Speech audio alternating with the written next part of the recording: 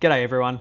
It's been a couple of weeks since I reached out to give you an update on the Middle East crisis in particular, but wanted to provide a broader update on what's happening in our portfolios, which are primarily held with BlackRock.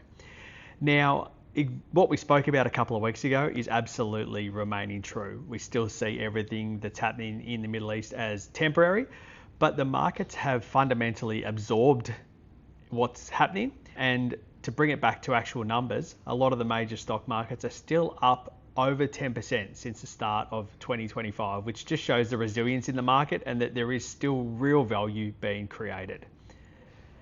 Now, when it comes to some of the changes in the portfolios, a couple of the headline pieces that I really took to heart is that some of the money is moving across to Japan and Europe. They're quite strong at the moment.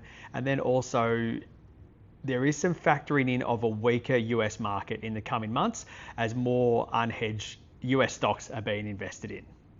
The good news is for the portfolios that the majority of our clients are in is that across timeframes of 1, 3, 5, 7 and 10 years, they're in the top 1 to 2 quartiles.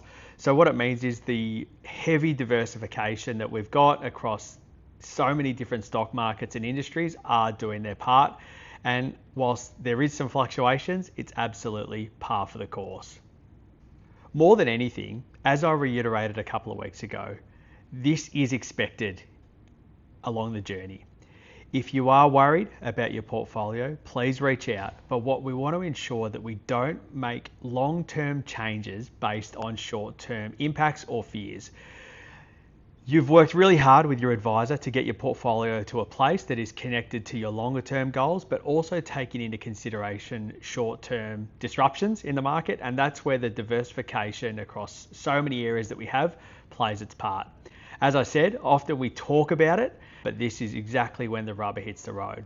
More than anything, if you've got any fears, stresses, or you've got some money that you want to put into the market as it's dropped a little bit, please reach out to your advisor and we can have a chat.